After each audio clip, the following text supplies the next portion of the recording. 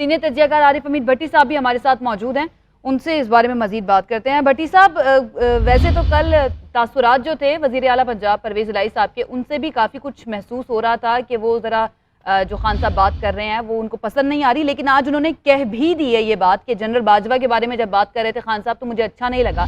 तो क्या इसका नतीजा निकलता हुआ देख रहे हैं आप, ये जो कल ऐलान किया और आज ये जो बयान आया वज़ीर आला पंजाब का? देखें, कल इनफैक्ट के जब आप इमरान खान साहब असम्बली तहलील करने का ऐलान कर रहे थे, दाएं तरफ परवेज इलाही साहब थे और बाएं तरफ KPK के वज़ीर आला महमूद साहब थे, तो उनके चेहरे से यह हो रहा था कि ये उन्हें बातें पसंद नहीं आ रही या नागवार गुजर रही है। लेकिन उन्हें इमरान खान ने बता दिया था कि मैं बाजवा साहब के बारे में बात करूंगा।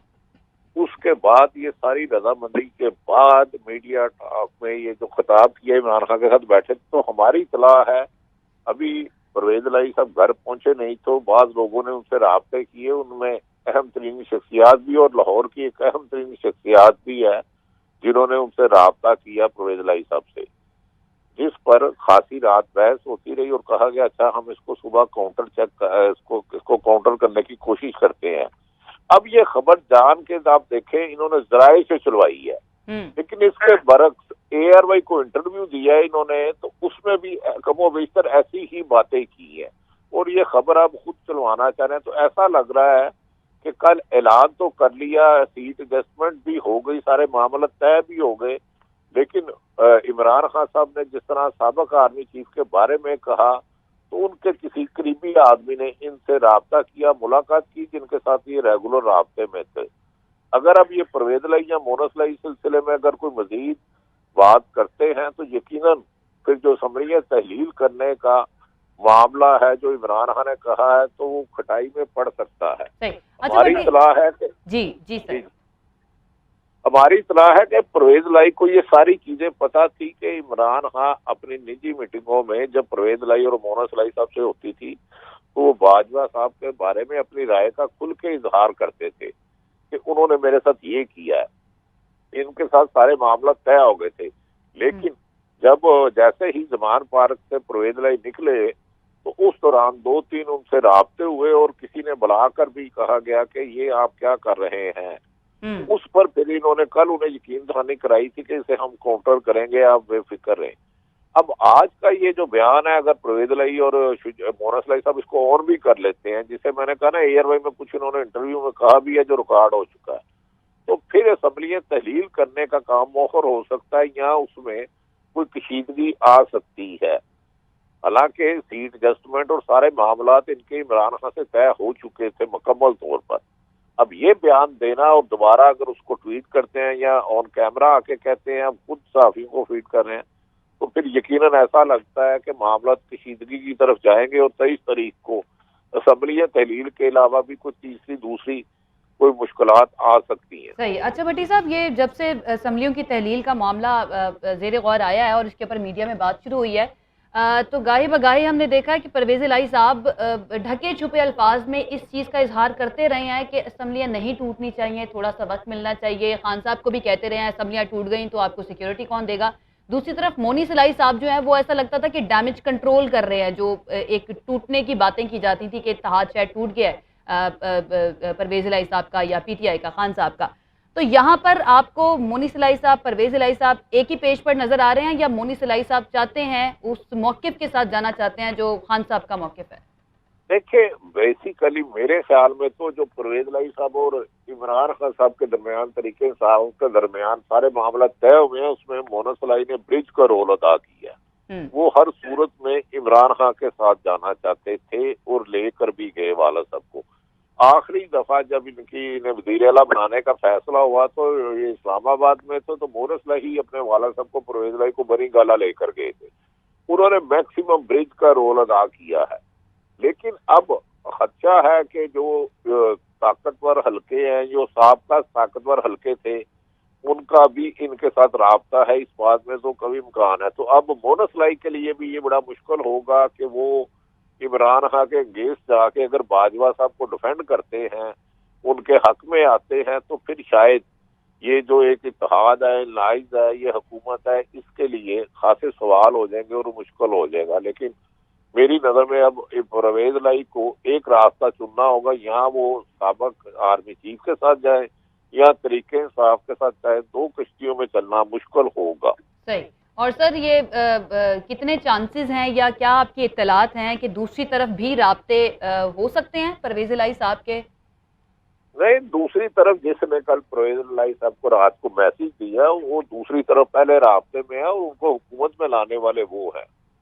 तो इस तरह तो पॉसिबल है कि आप आइंदा 48 घंटों में ऐसी कोई चीज देखें कि परवेज लाई और उसमें आसफ अली जरदारी में मुलाकात हुई, फिर वो ये मुलाकात होते होते हुए अगले दिन में हो सकता है कि उसमें नून लीग का भी कोई किरदार सामने आ जाए, क्योंकि इस वक्त अब परवेज लाई साहब ने यहाँ अगर फ्यूचर की सियासत करनी है तो उन्हें इमरान खान साहब के साथ रहना होगा।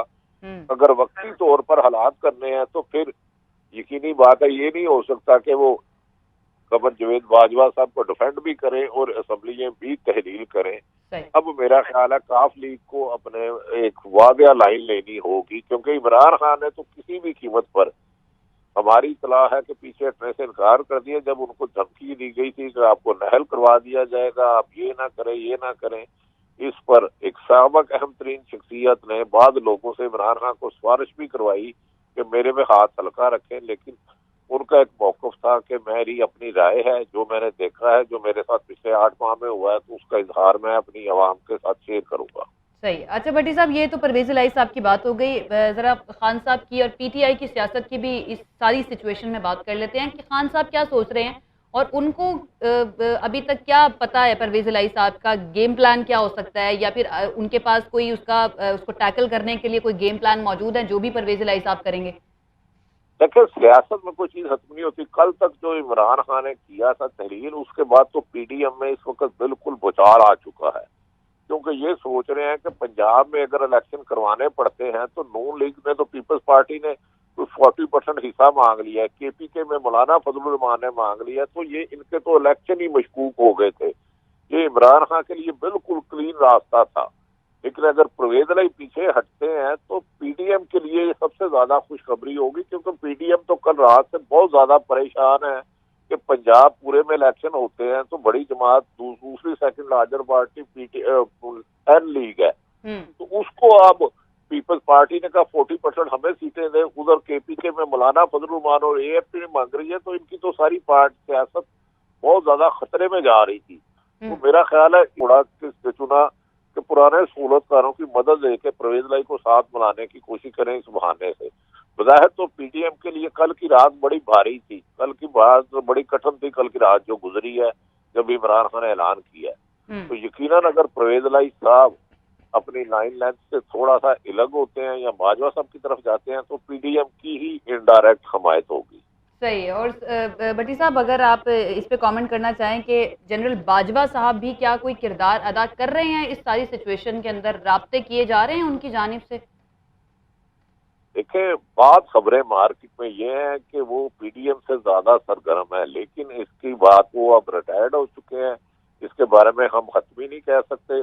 लेकिन इमरान खान साहब के मुताबिक यहाँ बात जिया निगाह जो गैर जानिबदार है उनका ख्याल है कि वो खासे एक्टिव हैं आजकल, क्योंकि ये जो रात परवेज इलाही साहब ने खुद उनकी प्रेस कॉन्फ्रेंस की, उनसे पहले उन्हें पता है कि इमरान खान की रिटायर्ड आर्मी चीफ के बारे में क्या राय है।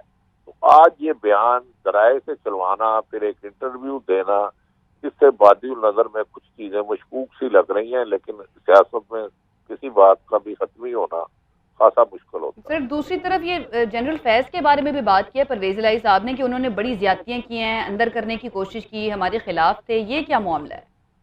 ये बड़ा साधारण मामला है। इसमें उन्होंने नून लीग को भी खुश करने की कोशिश की है। आपको याद हो कि नून लीग तो पहले दिन से 2 रिजाइन मांग रही थी, एक कमर जावेद बाजवा साहब का और एक जनरल फैज हमीद का। अब दोनों ही रिटायर्ड हो चुके हैं और कल भी मुस्लिम लीग नून के लीडर को जनरल फैज साहब के बारे में तन गुफ्तगू कर रहे थे। तो ये बात आज जो बड़ी खतरनाक सी मुझे लग रही है कि खुसूसन जो इन्होंने जनरल फैज साहब का जिक्र किया है, इसका लगता है कि कहीं ना कहीं कड़ियां मलाने की जबरदस्ती कोशिश की जा रही है, वरना कमर जावेद की बाजवा की हद तक रहते तो ठीक था। इसका मैसेज देने का मतलब ये है कि शायद नून लीग के लिए भी कुछ सॉफ्ट कार्नर कहीं हो सकता है। सही हो सकता है, लेकिन सर ये अब सारी सिचुएशन के अंदर और रिटायरमेंट से पहले भी अगर हम बात करें तो बार बार ये इस्टेब्लिशमेंट की जानिब से प्रेस कॉन्फ्रेंसेस में भी कहा गया, और एक बड़ी अहम प्रेस कॉन्फ्रेंस हुई थी, वो भी आपको याद होगा। फिर डिफरेंट जर्नलिस्ट के थ्रू भी ये मैसेज पहुंचाया गया कि ए पॉलिटिकल है, सियासत से कोई ताल्लुक नहीं है, लेकिन ये तो कंफर्मेशन नहीं कर रहे हैं परवेज इलाही साहब। देखिए, ये हमेशा जो मीडिया पे बयानात आते हैं या एलामिया आता है, वर हालात उससे बरक्स होते हैं। ये तो इमरान खान वाशिदाफ लफ्जों में कह चुके हैं कि उन्हें इंटरफेरेंस की जाती रही, नैब मेरे नहीं बाजवा साहब के मतहत था, लेकिन मौजूदा एस्टेब्लिशमेंट के मुताबिक अभी तक वो किसी भी तरफ नहीं जाना चाहती, वो बड़े फुट सोल्जर हैं। लेकिन कल क्या होता है, ये तो अब कन्फर्म हो गया कि वो न्यूट्रल नहीं रहे थे, तो उसमें नून लीग भी इसका इजहार कर चुकी, पीपल्स पार्टी भी कर चुकी, इवन के इमरान खान भी कर चुके हैं।